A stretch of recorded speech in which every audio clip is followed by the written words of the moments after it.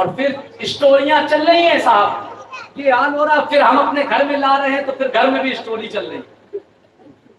گھر میں پھر الگ سے ایک پکچر چل رہی ہے، پھر وہ پکچر ایک الگ اپلوڈ ہو رہی ہے۔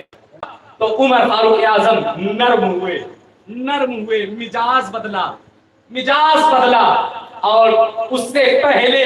نبی کائنات صلی اللہ تعالی علیہ وسلم نے دعا مانگی تھی، اس سے پہلے ایک دن پہلے آقا کائنات نے دعا مانگی تھی، یا پروردگار عالم عمر کو مذہب اسلام کی دولت نصیب فرما، عمر کو مذہب اسلام کی دولت نصیب فرما۔ ایک دن پہلے دعا مانگی تھی، ادھر جب بہن کا جلال دیکھا نا تو پھر تیور بدلے، جلال کم ہوا، اور پھر کہا بہن، تیور دیکھا بہن کا تو کہا بہن وہ چیز ذرا لے کر آؤ نا، میں بھی سننا چاہتا ہوں وہ تم کیا پڑھ رہی ہو، میں بھی سننا چاہتا ہوں۔ یار عجیب آج ہمارے معاشرے میں حال ہو گیا ہے، جو اہم چیز تھی ہم نے اسے طاقوں میں سجا کر رکھ دیا ہے، ہم نے اسے چھوڑ دیا ہے، جس کے صدقے میں عمر نے کلمہ پڑھا ہے، وہ کئی طاقوں میں سجانے کے لیے نہیں آئی ہے۔ یار عمر نے کلمہ پڑھا ہے، وہ قرآن ہے، ہم نے قرآن کو پڑھنا چھوڑ دیا ہے، اور آج ہم ستائے جا رہے ہیں۔ قرآن ہماری رہنمائی کے لیے نازل فرمائی گئی تھی، آج ہم اس کو کھول رہے ہیں تو کہاں کھول رہے ہیں؟ جب کسی کا انتقال ہو جاتا ہے تو قرآن پھر وہاں پر پڑھی جا رہی ہے، کسی کا 10واں ہوتا ہے قرآن وہاں پڑھی جا رہی ہے، 20واں ہوتا ہے قرآن وہاں پڑھی جا رہی ہے، 40واں ہوتا ہے قرآن وہاں پڑھی جا رہی ہے۔ یار ہم نے صرف 10ویں 20ویں 40ویں کے لیے قرآن کو سمجھ کر رکھا ہے، یہ ہمارے معاشرے میں حال ہو گیا ہے۔ ہم نے اتنی دیر کے لیے قرآن کو سمجھ رکھا ہے، اور پھر اس کے بعد میں قرآن کو ہم سمیٹتے ہیں اور طاق میں رکھ دیا کرتے ہیں۔ یار مسلمانوں، قرآن کس لیے نہیں نازل فرمائی گئی تھی؟ قرآن مسلمانوں کی رہنمائی کے لیے نازل فرمائی تھی۔ اور یاد رکھنا، اگر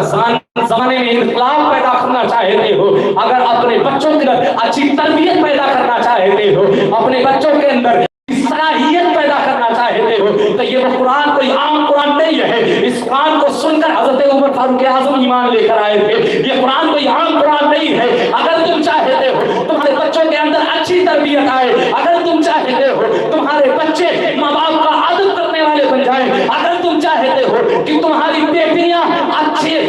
اخلاق سے پیش آئے، تو پیارے گھر میں LCD نہ لگاؤ، گھر میں گانے نہ سنو، گھر میں یہ تمام طرح کی خرافات نہ کرو، بلکہ جب صبح کا سورج نمودار ہو، اور پھر جب صبح کے سورج کے وقت تم اٹھو تو گھر میں DJ کی آوازیں نہ بلند ہو، گھر میں گانے کی آوازیں نہ بلند ہو۔ قسم خدا کی، جس گھر سے قرآن کی صدائیں بلند ہوتی ہے اس گھر میں کبھی بلائیں داخل نہیں ہوا کرتا۔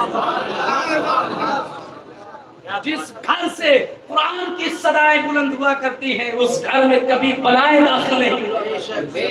ہم نے قرآن کو چھوڑ دیا ہے، ہم نے قرآن کو طاق میں سجا کر رکھا ہے۔ یار ہم امام علی مقام سے محبت کرنے والے لوگ ہیں۔ یاد رکھنا، میدان کارزار میں دیکھے نا مولا حسین نے کس طریقے سے محبت فرمائی ہے،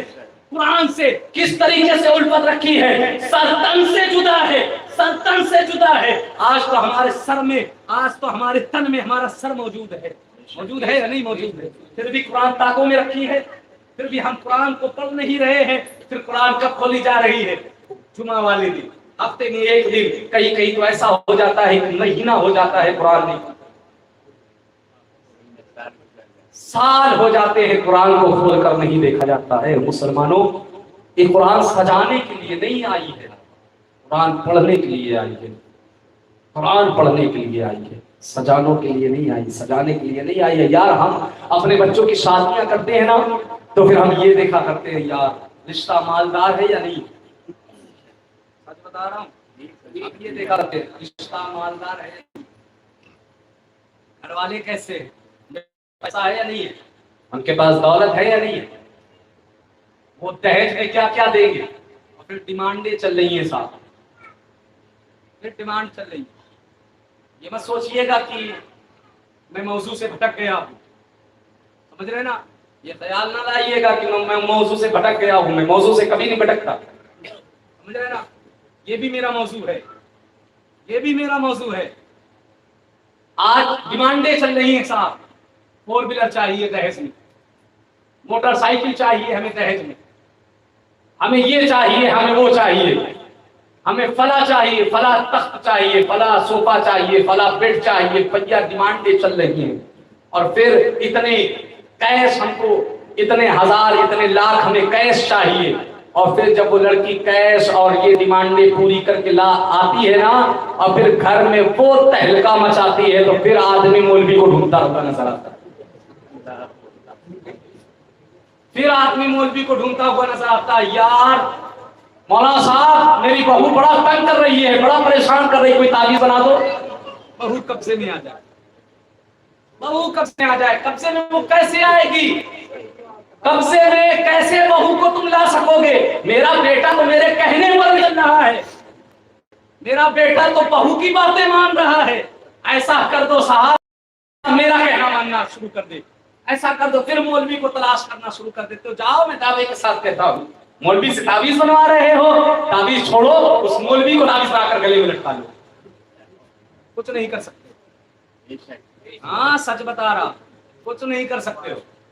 تعویذ چھوڑو، کچھ نہیں کر سکتے ہو، کیونکہ یاد رکھنا، ایک بات یاد رکھنا، جب نیند مضبوط ہوتی ہے نا، یہ سارے لوگوں کو معلوم ہے، سارے لوگ گھر میں رہتے ہیں نا، جب نیند مضبوط ہوتی ہے تو پھر مکان مضبوط ہوا کرتا ہے، پھر مکان مضبوط ہوا کرتا ہے، پھر مکان مضبوط ہوا کرتا ہے۔ ماں کا بڑا اثر ہوتا ہے یار، ماں کا بچوں کے اوپر بڑا اثر ہوا کرتا ہے، بڑا اثر ہوا کرتا ہے۔ ہم نے سمجھا ہی نہیں یار، ہم نے سمجھا ہی نہیں، ہم کیا دیکھ رہے ہیں؟ ہاں ہم دیکھ رہے ہیں بھائی، لڑکی انسٹاگرام چلاتی ہے یا نہیں چلاتی، لڑکی فیس بک میں ہے یا نہیں ہے، لڑکی یہ چیز کرتی ہے یا نہیں کرتی ہے، اور پھر اسٹوریاں چل رہی ہیں صاحب، یہ حال ہو رہا، پھر ہم اپنے گھر میں لا رہے ہیں تو پھر گھر میں بھی اسٹوری چل رہی ہے، گھر میں پھر الگ سے ایک پکچر چل رہی ہے، پھر وہ پکچر ایک الگ اپلوڈ ہو رہی ہے۔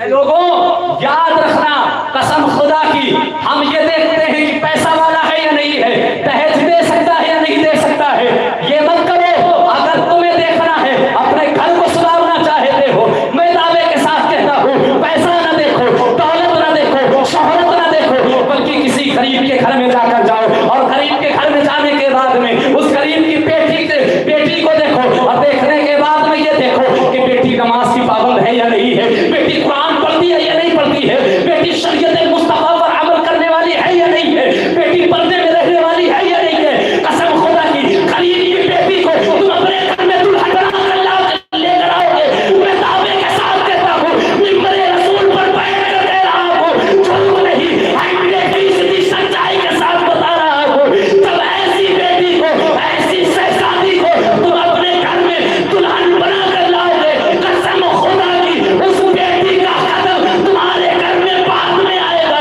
مدینے والا تاجدار تم سے راضی پہلے ہو جائے گا۔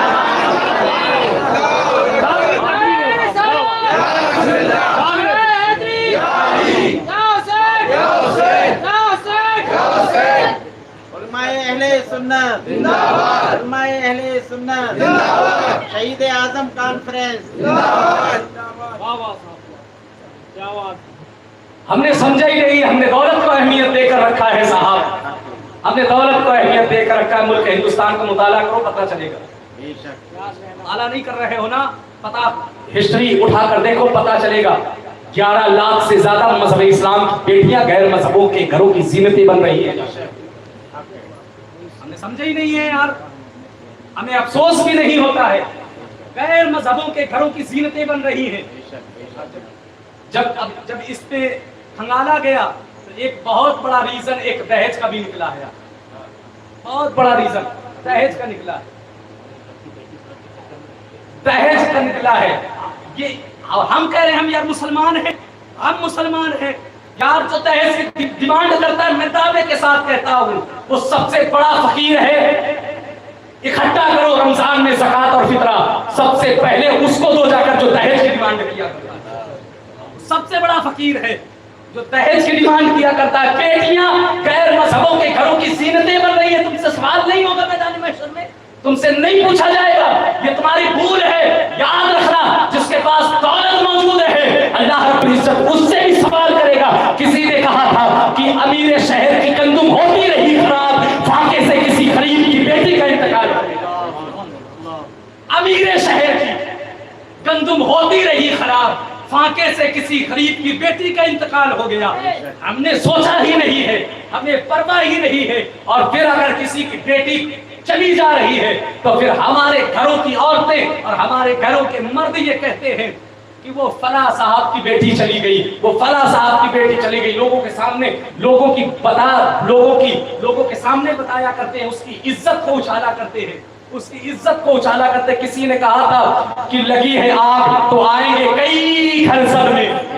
لگی ہے آگ تو آئیں گے کئی گھر سد میں، یہاں پر اکیلا مکان میرا تھوڑی ہے۔ اگر اس گھر سے آج چنگاری اٹھی ہے تو تم نے یہ سوچ کر رکھا ہے کہ تمہارا گھر محفوظ ہو جائے گا، تمہارا گھر بچ جائے گا۔ یاد رکھنا اگر آج تم نے اس کا مذاق بنایا ہے تو کل پھر تمہارا بھی مذاق بنے گا۔ ہمارے درد کیوں نہیں پیدا ہو رہا ہے کہ ہمارے مذہب کی بیٹی ہے، کسی غیر مذہب کی بیٹی نہیں، ہمارے مذہب کی بیٹی غیر مذہب کی سازشیں چل رہی ہے، مگر ہم پھر بھی سدھرنے کے لیے تیار نہیں ہیں، اور ہم کہتے ہیں ہم نبی کے سچے وفادار ہیں، ہم نبی کے سچے غلام ہیں۔ مسلمانوں، قرآن کی تلاوت کرنا شروع کر دو۔ اپنی بیٹی کو، میں پڑھائی کا مخالف نہیں ہوں، اگر اپنی بیٹی کو انگلش میڈیم اسکول میں پڑھا رہے ہو، اپنی بیٹی کو اگر انگریزی پڑھا رہے ہو، اپنے بیٹوں کو اگر ہندی میڈیم میں پڑھا رہے ہو، انگلش میڈیم میں پڑھا رہے ہو، تو یہ بھی پڑھاؤ، یہ بھی ضروری ہے، مگر قرآن بھی پڑھاؤ، یہ بھی ضروری ہے۔ قرآن بھی پڑھاؤ، یہ بھی ضروری ہے۔ اور یہ کہو، اور دعوے کے ساتھ کہتا ہوں، تم کام پر نکلتے ہو، کام پر جایا کرتے ہو نا، تم کام پر جاتے ہو، اگر کامیاب ہونا چاہتے ہو، کام پر نکلنے سے پہلے اپنے گھر میں سورہ رحمان کی تلاوت کر کے نکلو، سورہ یاسین کی تلاوت کر کے نکلو، سورہ مزمل کی تلاوت کر کے نکلو، سورہ طٰہٰ کی تلاوت کر کے نکلو، سورہ یاسین کی تلاوت کر کے نکلو۔ قسم خدا کی، تم گھر سے قرآن پڑھ کر نکلو گے، قرآن سن کر نکلو گے، اللہ رب العزت تم جب گھر واپس آؤ گے تو چہرہ مایوس نہیں ہوگا، قرآن کے صدقے میں تمہاری تمام دقتیں دور ہو جائیں گی، قرآن کے صدقے میں تمام دقتیں دور ہو جائیں گی۔ قرآن کو عام کرو، گھروں میں قرآن کی تلاوتوں کو عام کرو، قرآن پڑھنا شروع کرو، بلند آواز سے قرآن کو روشن کرو، گھروں کو روشن کرو قرآن کی تلاوت سے۔